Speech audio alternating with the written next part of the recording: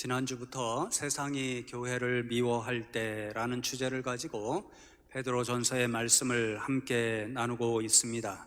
지난주에는 하나님을 믿는 성도들은 세상에서 나그네와 거류민으로 살아가는 인생들이다, 그렇게 말씀을 드렸습니다. 성도들이 영원히 살아야 할 본향과 집은 저 하나님 나라 천국에 있습니다. 그렇기 때문에 이 세상 어느 곳에서도 우리가 영원히 거할 본향을 찾을 수도 없고 집을 찾을 수도 없습니다. 그래서 우리는 나그네와 거류민으로서 이 세상에서 살아갈 때에 오늘 13절 말씀에서 기록한 것과 같이 예수님께서 다시 오실 때에 우리에게 주실 은혜, 마침내 구원의 완성과 하나님 나라에서 누릴 영생의 은혜, 그것을 바라보고 소망하면서 이 세상에서는 잠깐 머물러 사는 인생들이라는 것을 늘 기억하며 살아가야 합니다. 그러나 오늘 말씀을 통해서 또 하나 분명히 기억해야 할 것은 우리가 이 세상에 잠깐 거하는 나그네요 거류민이라고 해서 세상을 미워하면서 살라는 말씀은 아니라는 사실입니다. 또한 세상을 미워해서 세상을 떠나 산속에 가서 혹은 광야로 가서 홀로 살아가라는 그런 말씀도 아니라는 사실입니다.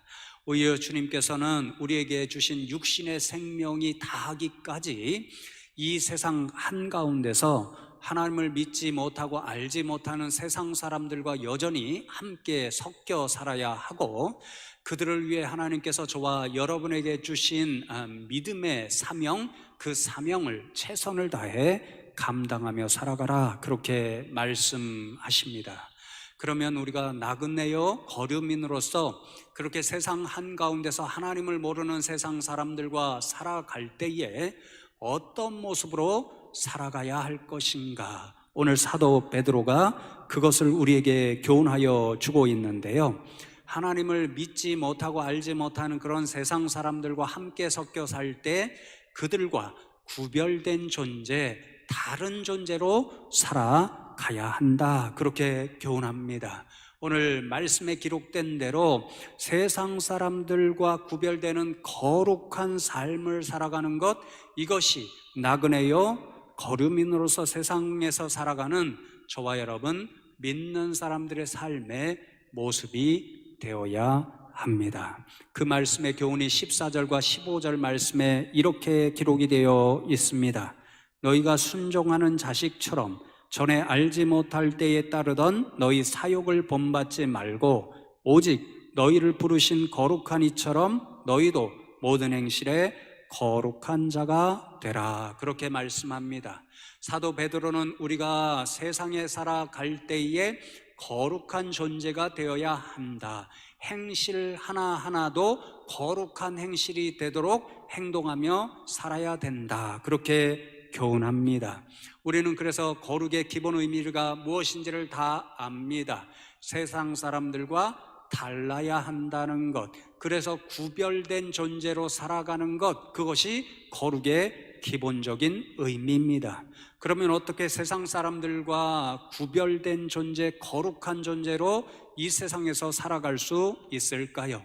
함께 읽은 14절과 15절 말씀에서 두 가지 아주 중요한 그런 믿음의 모습을 발견할 수 있는데요, 본받는다, 이 단어가 핵심입니다. 첫 번째로 우리가 세상 한가운데서 세상 사람들과 구별되는 거룩한 존재로 살아가야 하려면 그들의 세상적인 모습, 그것을 본받지 말아야 합니다. 알지 못하던 때에 따르던 사욕을 본받지 말라, 그렇게 교훈하잖아요. 하나님을 알지 못하고 믿지 못하던 때에 따라 살고 본받아 살던 사욕, 이기적인 욕망을 먼저 내려놓을 때에 우리는 하나님을 닮는 거룩한 존재로서 살아가는 첫 출발, 첫 걸음을 내딛게 된다, 그런 말씀입니다. 여러분, 지난주에 우리가 함께 말씀을 나누었듯이 지금 베드로 사도의 이 서신서를 수신하는 세상에 흩어진 나그네요 거루민으로서 살아가던 성도님들은 세상 사람들로부터 많은 미움을 받아야 했습니다. 그들이 믿는 우상 숭배를 거부했기 때문이고, 또 우상이 가르치는 사욕을 따라 살지 않았기 때문에 미움을 받아야 했습니다. 특별히 베드로전서 4장 3절의 말씀을 보시면 너희가 음란과 정욕과 술 취함과 방탕과 향락과 무법한 우상 숭배를 하여 이방인의 뜻을 따라 행한 것은 지나간 때로 족하도다, 그렇게 말씀합니다. 여러분, 지나간 때는 조금 전에 14절 말씀에서 하나님을 알지 못하던 그때를 의미합니다. 그렇게 하나님을 알지 못하고 살아가던 그때에 베드로전서를 수신하고 있는 성도님들 역시 세상 사람들과 동일하게 우상 숭배를 하면서 살았고, 그 우상이 요구하는 대로 사욕에 따라서 음란과 정욕과 술 취함과 방탕과 향락을 즐기면서 살았습니다. 그러나 이제는 하나님을 알고 믿게 되었으니 그러한 삶으로부터 벗어나야 비로소 거룩한 존재로 살아갈 수 있으니, 그런 세상의 모습을 본받지 말고 세상에 따라 살던 그 모든 사욕의 삶을 먼저 내려놓으라, 그렇게 권면하는 거지요. 그리고는 둘째로 보다 적극적으로 거룩한 존재로 살아가기 위해서는 이제부터는 누구를 본받고 닮아야 하는가? 바로 믿고 알게 된 하나님을 본받는 삶을 살아갈 때 거룩한 존재가 될 수 있다라는 거죠. 특별히 하나님께서 거룩하시니까 하나님을 믿게 된 성도들도 하나님을 닮아 거룩한 존재로 살아가야 세상과는 구별되는 하나님의 백성들이 될 수 있습니다. 그러므로 거룩한 삶의 모양은 바로 세상이 섬기는 우상을 거부하고 세상의 문화를 떠나서 하나님을 닮아서 하나님께서 원하시는 모습대로 살아가는 것이 바로 거룩한 삶의 모습이 되는 것입니다. 그래서 여러분, 제임스 패커라는 신학자가 거룩의 재발견이라고 하는 유명한 책을 썼는데요, 그 책에서 패커라고 하는 이 신학자는요, 거룩한 삶을 헌신과 동화라고 하는 두 단어로 요약합니다. 우상을 섬기고 헌신하던 일에서 벗어나서 하나님을 섬기고 하나님께 헌신하는 것이 거룩의 시작이라는 말씀이고, 우상이 좋아하는 세상의 문화를 닮아 동화되어 사는 것이 아니라 하나님을 닮아서 하나님께서 원하시는 삶의 모습대로 살아가고 하나님이 원하시는 그러한 모습대로 동화되어 사는 것, 이것이 거룩한 삶의 과정, 성화의 삶의 모습이라는 말씀입니다. 그렇기 때문에 하나님을 이제 알게 되고 믿게 된 저와 여러분은요, 하나님을 모르고 세상의 모습을 닮아 살던 그때와는 전혀 다른 삶의 모습들이 우리 가운데 나타날 수밖에 없습니다. 여러분, 성경에 기록된 수많은 사람들이 그렇게 변화된 모습을 보여주잖아요. 대표적으로 바울을 생각하면, 바울은 예수님을 알지 못하고 믿지 못하던 그때에 스스로 바울이다, 큰 자다, 그렇게 교만한 모습을 가지고 교회를 앞장서서 핍박하며 예수님까지도 부인하는 그런 사람으로 살아갔습니다. 그러던 그가 예수님을 다메섹 도상에서 만났을 때에 스스로 바울이 아니라, 이제는 사울이 아니라 바울이다, 나는 작은 자다, 그런 겸손한 마음으로 예수님께서 주신 사명을 끝까지 충성을 다하며 복음을 전파하는 그런 사람으로 변화된 존재로 살아갔습니다. 우리 한국 교회사에도 그런 분들이 참 많이 있습니다. 우리가 가장 대표적으로 아는 분 가운데 한 분이 이기풍 목사님이죠. 이기풍 목사님은 하나님을 알지 못하고 예수님을 믿지 못할 때에 아주 유명한 깡패였습니다. 정말 악독한 깡패 한 사람이었기 때문에 평양 시내에 살고 있던 사람들이 가장 재수 없는 날을 바로 이기품 목사님, 깡패였던 그를 보는 날이라고 생각할 정도였습니다. 그렇던 이기풍 목사님이 이제 선교사님께서 전한 예수님을 믿게 되고 완전히 변화되어서 사람들에게 오히려 예수님을 전하는 복음의 사람이 되었습니다. 그러던 어느 날 이기풍 목사님이 이전에 참 유명하고 악독한 깡패였다는 사실을 모르던 어떤 사람이 이기풍 목사님을 보고서는 온갖 모욕하고 조롱을 퍼붓게 되었습니다. 그때 이기풍 목사님이 남긴 유명한 말이 있지요. 당신 오늘 운수대통한 줄 아십시오. 내가 만일 예수를 모르고 믿지 못했다면 오늘 당신은 나로부터 큰 일을 당했을 것입니다. 이렇게 말하였습니다. 여러분, 목사님의 말씀이 무슨 뜻입니까? 이제 하나님을 알고 예수님을 믿는 사람이 되었으므로 이전과 같이 깡패처럼 행동할 수 없다, 그런 말이었고, 이제 그런 깡패가 아니라 하나님을 알고 예수님을 믿게 되었으니 하나님을 닮고 예수님을 닮는 사람으로 살아갈 수밖에 없다는 것을 선포하는 믿음의 말이었습니다. 사랑하는 성도 여러분, 그렇습니다. 저와 여러분이 정말 하나님을 알고 믿는 사람이라면 저와 여러분의 모습 가운데는 이전과는 다른 삶의 모습이 나타날 수밖에 없습니다. 이전에 예수님을 모르던 시절에 살아가던 그런 삶의 모습과는 다른 구별되고 거룩한 삶의 모습이 우리 가운데 나타날 수밖에 없는 거지요. 그러니 성도 여러분, 혹여라도 지금까지도 여전히 하나님을 알지 못하고 예수님을 믿기 이전의 삶의 모습, 그러한 세상의 풍습이 저와 여러분 가운데 남아 있다라고 한다면, 여전히 술과 담배를 즐기시는 분이 있다고 한다면 이 시간 하나님 앞에 다 내려놓고 그 모든 것을 끊어낼 수 있는 저와 여러분 되면 좋겠습니다. 그리고 이 시간부터는 매일매일 조금씩이라도 더 하나님을 닮고 예수 그리스도를 본받는 거룩한 인생, 성화의 삶을 살아갈 수 있는 저와 여러분 되면 좋겠습니다. 여러분, 이 말씀을 제가 개인적으로 생각하고 묵상할 때에 세상 사람들이 교회와 저와 여러분 성도들을 바라보는 것이 참 이중적이다, 이런 생각을 하게 되었습니다. 지난주에 말씀을 나눌 때는 세상 사람들이 자신들과 같이 살지 않으니까, 자신들이 믿고 섬기는 우상도 섬기지 않고 그런 세상의 문화 풍습을 따르지 않으니까 유별나다라고 교회와 성도님들을 비난한다, 이런 이야기를 함께 나누었잖아요. 그런데 여러분, 거꾸로 한번 생각해 보십시오. 세상 사람들이 우리가 유별나게 산다, 이런 이유 때문에 이제 저와 여러분을 향하여 비난하니까 이제는 그런 사람들을 닮아서 산다고 생각해 보십시오. 교회와 성도들이 세상과 똑같은 모습으로 살게 되면 어떠한 반응이 나타날까요? 이제는 더 심각한 말로 우리와 똑같은 삶을 사네, 그렇게 비난하고 또한 저와 여러분을 향하여 조롱할 것입니다. 여러분, 한 번은 교회의 세습 문제가 참 화두거리가 되고 논란거리가 됐었잖아요. 그때 제가 우연히 뉴스를 보다가 믿지 않는 사람, 교회를 미워하는 그러한 기독교인이 아니었겠지요. 그분이 적은 교회를 향한 비난의 글을 읽었는데요, 짧은 그 비난의 글이 아직도 기억이 생생하게 납니다.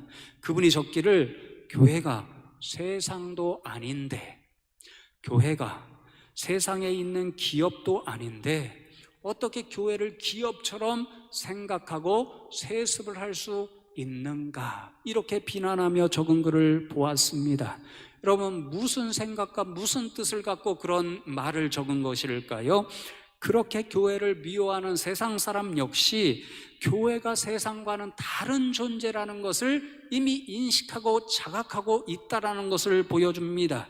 그러니 세상이 교회를 향하여, 저와 여러분을 향하여 비난하고 조롱할 때는요, 무슨 기대를 그 이면에 갖고 있냐면요, 교회는, 성도들은 자신들과 다른 삶의 모습으로 살아가는 거룩한 존재가 되어야 된다는 것을 그들이 저와 여러분에게 바라고 소망하고 있다는 것을 보여주는 것입니다. 그들은 저와 여러분이 그들과 다르게 거룩하게 살아주기를 원합니다. 이기적인 욕심을 따라 살지 않기를 원합니다. 쾌락을 즐기며 거짓을 행하며 살지 않기를 바랍니다.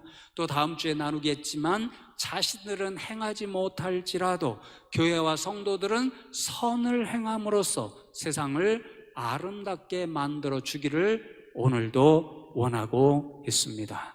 그러니 사랑하는 성도 여러분, 이 어려운 시기에 정말 결코 쉽지 않지만 저와 여러분이 세상과 구별되는 거룩한 삶을 살아서 마침내 세상이 원하는 것처럼 세상을 아름답게 만들고 감동시키고 하나님 앞에 영광 올려드릴 수 있는 저와 여러분 되면 좋겠습니다. 여러분, 오늘 본문 말씀에 이어지는 17절 말씀을 함께 보시기 바랍니다. 사도 베드로가 이렇게 권면하지요. 외모로 보시지 않고 각 사람의 행위대로 심판하시는 이를 너희가 아버지라 부른즉 너희가 나그네로 있을 때를 두려움으로 지내라, 이렇게 말씀합니다. 나그네로 있을 때는 하나님께서 저와 여러분에게 육신의 생명을 주어서 살고 있는 지금 이때를 의미합니다. 지금 이때 세상 한가운데서 나그네와 거류민으로 거룩한 존재로 저와 여러분이 살아가야 하는데, 그렇게 살아가기 위해서 우리 마음에 어떤 믿음을 매일같이 품고 살아야 하냐면요, 바로 두려워하는 믿음, 구약 성경의 표현대로는 경외하는 믿음을 품고 살면 우리가 거룩한 존재로 살아갈 수 있다는 말씀입니다. 도대체 무엇에 대하여 두려워하고 경외하는 믿음을 가져야 한다는 말씀입니까? 바로 하나님에 대한 두려움과 경외하는 믿음입니다. 우리가 믿는 하나님은 놀라운 사랑을 가지신 하나님입니다. 그러나 우리가 또 잊지 말고 기억해야 할 것은 그 사랑의 하나님은 역시 또한 심판주 되시는 하나님이라고 하는 사실을 우리는 기억해야 합니다. 심판주가 되시는 하나님은 지금도 두 눈을 크게 뜨시고 저와 여러분의 인생들이 세상 한가운데서 어떻게 살아가는지를 보고 계십니다.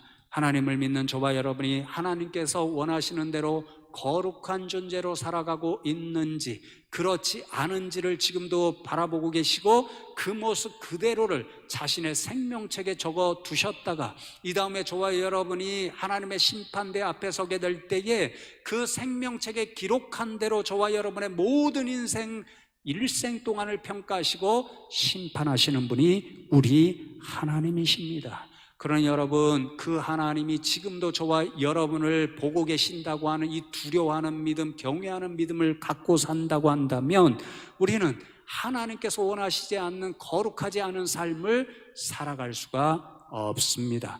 오히려 하나님께서 원하시는 거룩한 삶을 살려고 애쓸 수밖에 없고, 하나님을 두려워하는 믿음을 가지게 되면 하나님께서 싫어하시는 죄를 피하기 위한 삶을 살려고 애쓸 수밖에 없으니 거룩한 존재로 하루하루 더 성화의 삶을 살 수가 있는 거지요. 여러분, 이 말씀을 생각하고 준비할 때에 제가 인터넷 어떤 자료를 통해서 굉장히 의미 있는 그러한 실험 이야기를 하나 읽었습니다. 호주에 있는 한 대학의 생태학 교수였던 트레이시 로저스 박사라는 분이 아프리카에서 참 재미있는 실험 하나를 했는데요. 아프리카의 광활한 대지에서 소나 가축을 먹이며 이렇게 풀어놓고 기르는 사람들이 있잖아요. 그렇게 풀어놓고 키우게 되면 이 사자와 같은 맹수들에 의해서 소나 가축에 이렇게 피해가 심각하게 나게 됩니다. 그러한 일들을 피하도록 하는 한 가지 지혜를 찾아내기 위해서 이 로저스 박사 연구팀이 실험을 진행하게 되는데요. 실험 지역이 보츠와나 북서부 지역이었는데 아주 풍요로운 생태계를 이루고 있어서 유네스코 세계유산으로 등록이 되어 있고 야생동물을 보호하다 보니까 그곳에서 이제 자유롭게 방목하고 있는 그런 소와 가축을 기르고 있는 원주민들과 갈등이 굉장히 심하다고 합니다. 그 문제를 해결하기 위해서 실험을 하는 것입니다. 그런데 실험을 할 때 어떤 점에 착안했냐면요, 가축을 공격하는 그런 사자, 표범 같은 것들, 이 TV에 이 동물의 왕국이나 이런 것을 보시면 조심조심 이렇게 사슴 같은 데 들키지 않도록 다가갑니다. 그리고 가까운 거리가 되었을 때 갑자기 튀어나가서 방비를 못하고 있는 이런 사슴들, 이런 것들을 잡아먹잖아요. 그런데 그렇게 조심스럽게 다가갈 때에 이 사자 같은 것이 자기가 공격하고자 하는 사슴과 이렇게 눈이 마주치잖아요. 그러면 사냥을 포기하는 성향이 있다. 그 점에 착안해서 이제 실험을 진행하게 됩니다. 그래서 2061마리의 소를 이렇게 세 부류로 나눠서 4년 동안 실험을 진행하게 되는데요.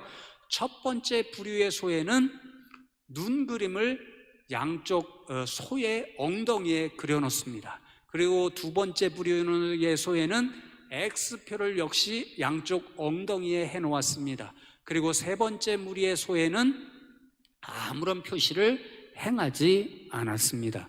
4년 동안 이 실험을 행하였는데요, 결과가 전혀 다릅니다. 눈을 그려놓은 소 683마리는 한 마리도 사자로부터 공격을 당하지 않았습니다. X표를 한, 십자 표시를 한 소도 피해가 적었습니다. 543마리의 소 중에 4마리만 공격을 당했습니다. 그런데 아무런 표시를 해놓지 않은 835마리의 소 가운데는 15마리, 가장 많은 피해를 보게 되는 그런 결과가 나타났습니다. 이 실험을 통해서 이제 연구팀이 내린 결론이 무엇이었냐면요, 사냥감의 눈에 들킨 사자는 사냥을 포기하게 되어 있다라는 연구 결과였습니다. 여러분, 제가 이 실험 결과 이 이야기를 읽고 오늘 본문과 비추어 볼 때에 굉장히 신앙적으로 유익한 그러한 생각과 묵상을 하게 되었는데요, 여러분, 눈에 놀라운 기능이 있다는 것을 보여주는 실험 결과였잖아요.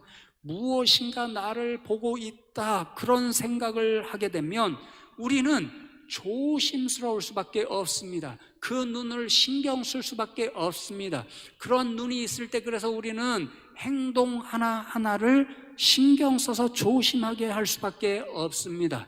예를 들어 우리가 무더운 여름날에 집에 혼자 있을 때가 있잖아요. 그러면 너무 더우니까 마음껏 몸에 아무것도 걸치지 않고 벗은 몸으로 있으면 참 시원하고 편합니다. 그러다가 어느 때 이제 초인종이 눌리게 되잖아요. 그러면 황급하게 모든 옷을 주워 입게 되어 있습니다. 왜 그럴까요? 남들의 눈에 부끄러운 자신의 모습이 드러나지 않기를 원하기 때문에 그렇습니다. 여러분, 이것이 인생의 모습입니다. 우리는 인생을 살아갈 때 남의 눈을 참 신경 쓰며 살아갑니다. 남의 눈을 신경 쓰니까 체면을 지켜야지, 채통을 지켜야지, 염치를 생각해야지, 권위를 생각해야지, 이런 말을 흔히 향하면서 살아갑니다. 남의 눈을 신경 쓰고 살아가니까 어떻게든지 더 예쁘게 보이려 하고 어떻게든지 더 멋있게 보이려 하고 어떻게 해서든지 명품을 사서라도 남들의 눈에 근사하게 보이는 인생이 되고 싶어 합니다. 그런데 여러분, 저와 여러분 믿는 사람들은 이러한 모습 가운데 중요하게 기억할 것이 있습니다. 믿는 인생들은 사람들의 눈을 신경 쓰는 것보다 하나님의 눈을 더 신경 쓰며 살아가야 한다는 사실을 우리는 잊지 않고 기억해야 합니다. 지금도 살아계셔서 저와 여러분이 어떤 존재로 살아가고 있는지를 바라보고 계시는 하나님의 눈을 두려워하면서 살아가야 하는 사람들이 저와 여러분이라는 사실을 기억해야 되는 것이지요. 여러분, 종교개혁자들이 이런 믿음을 가르쳐서 꼬람데오의 신앙이다, 지금도 살아계셔서 우리를 바라보고 계시는 그 하나님 앞에서 살아간다고 하는 믿음을 가지고 살아가야 합니다. 이렇게 하나님의 눈을 두려워하는 경외하는 신앙, 꼬람데오의 신앙을 가질 때에 우리는 하나님 앞에서 더 거룩한 존재로 살아갈 수 있다는 것을 기억하시고, 하나님의 눈을 두려워하는 이 꼬람데오의 신앙을 늘 기억하는 저와 여러분 되기를 바랍니다. 이제 마지막으로 베드로전서 1장 23절의 말씀을 함께 나누면서 말씀을 마치고자 합니다. 너희가 거듭난 것은 썩어질 씨로 된 것이 아니요 썩지 아니할 씨로 된 것이니 살아있고 항상 있는 하나님의 말씀으로 되었느니라. 그렇게 기록되어 있습니다. 사도 베드로는 저와 여러분도 본래 세상의 자녀였습니다. 우상을 숭배하고 하나님을 몰랐기 때문에 세상의 문화에 젖어 살아가는 인생들이어서 죽을 수밖에 없는 인생이었는데, 어떻게 거듭난 인생이 되고 어떻게 구원받은 백성이 되어서 거룩한 존재가 되었는지를 날마다 기억하라. 그렇게 교훈합니다. 어떻게 우리가 죽을 수밖에 없는 세상의 자녀였는데 영생을 누리는 하나님의 거룩한 자녀가 될 수 있었습니까? 하나님의 말씀을 들었기 때문에 그렇게 될 수 있었습니다. 이어지는 1장 2절 15절의 말씀에 보면 그 하나님의 말씀은 복음의 모습으로 세상에 나타났습니다. 복음이신 예수 그리스도의 말씀을 듣고 예수를 영접하고 믿음으로 우리는 거듭난 백성, 구원받은 거룩한 백성이 되었습니다. 그러므로 우리가 지금도 거룩한 그러한 백성으로 살아가려면 그 하나님의 말씀 복음으로 우리가 거듭난 인생이 되었듯이 날마다 하나님의 말씀을 영적인 양식으로 먹어야만 더 거룩한 삶을 살아가는 성화된 백성이 될 수 있다라는 거지요. 그래서 여러분 베드로전서 2장 1절과 2절의 말씀을 보시면 그러므로 모든 악독과 모든 기만과 외식과 시기와 모든 비방하는 말을 버리고 갓난아기들 같이 순전하고 신령한 젖을 사모하라. 이는 그로 말미암아 너희로 구원에 이르도록 자라게 하려 함이라. 그렇게 말씀합니다. 하나님의 거룩한 백성은 매일처럼 구원에 이르도록 장성한 삶, 자라는 삶을 살아야 하는 인생들이라는 거죠. 구원의 완성을 향해 오늘도 조금 더 하나님의 모습을 담는 거룩한 삶, 성화된 삶을 살아가는 존재들이라는 거지요. 이러한 삶을 살려면 우리는 어떻게 해야 되느냐? 세상의 것들이 주는 악독, 기만, 외식, 시기, 비방하는 말, 이런 것들을 버리고 이런 것들로부터 멀리 떨어져서 신령한 젖, 순전한 젖, 하나님의 말씀 복음을 매일같이 영적 양식으로 먹어야 합니다. 여러분, 여기에 신령한 말이라는 이 신령한이라고 하는 단어가 참 중요하다는 생각이 들었는데요, 헬라어 언어를 찾아보니까 로기코스 이렇게 되어 있습니다. 본래는 합리적이다 혹은 이성적이다 이런 뜻을 가지고 있는데요, 본문의 맥락으로 보면 마땅하다 또 합당하다 이런 뜻을 가지고 있습니다. 그러니까 성도들이 이제 세상을 살면서 구원의 완성을 향해 가는데요, 그런 삶을 살기 위해서는 날마다 더 성화되는 삶을 살아야 되고 믿음의 장성한 분량한 에 이르기까지 이르는 그러한 성숙한 삶을 살아야 되는데, 그러한 삶을 살기 위해서 먹어야 할 마땅한 영적인 양식이 있다라는 거죠. 그것은 바로 하나님의 말씀입니다. 하나님의 말씀을 마땅하고 합당한 영적 양식으로 먹을 때에 우리는 더 거룩한 존재가 되어서 구원에 이룰 수 있는 믿음의 분량이 된 사람이 될 수 있다라는 거죠. 여러분, 제가 김남영 목사님의 도움을 받아서 목사님 사택 근처에 작은 텃밭을 마련해서 올해 처음으로 몇 가지 채소 같은 것을 심어 보았습니다. 상추도 심었고 토마토도 심어 보았고 또 호박 같은 것도 심어 보았는데요, 그것을 가꾸면서 참 여러 가지 지혜와 지식을 배우게 됩니다. 그중 하나가 뭐냐면요, 거름을 주는 일입니다. 어느 날 하루는 이제 거름을 마련하기 위해서 근처 농협에 한 번은 찾아가게 되었는데요, 깜짝 놀란 처음 알게 된 그런 사실이 있었습니다. 거름은 다 똑같겠지 이렇게 제 상식이었는데요, 가서 보니까 거름이 여러 종류입니다. 퇴비 같은 것이 여러 종류입니다. 비료도 여러 종류입니다. 꽃을 위한 거름 비료가 있고요, 또 나무를 키우는 분들도 있잖아요, 과실나무 같은 것, 그런 것에 주는 그런 거름 또 퇴비 비료의 종류가 조금 다르고요, 또 채소를 위해서 주는 그런 거름 비료가 또 따로 있는 것을 보게 되었습니다. 그러니까 무슨 말인가요? 꽃을 피우게끔 꽃을 잘 기르기 위해서, 또 과실나무를 심어서 과일이 잘 열리게 하기 위해서, 또 채소를 심어서 잘 자라게 하고 뜯어먹기 위해서는 그것에 적합하고 합당한 그러한 거름, 그들이 먹고 자라는 그러한 양식을 잘 제공해야 그러한 결과들을 볼 수 있다라는 거죠.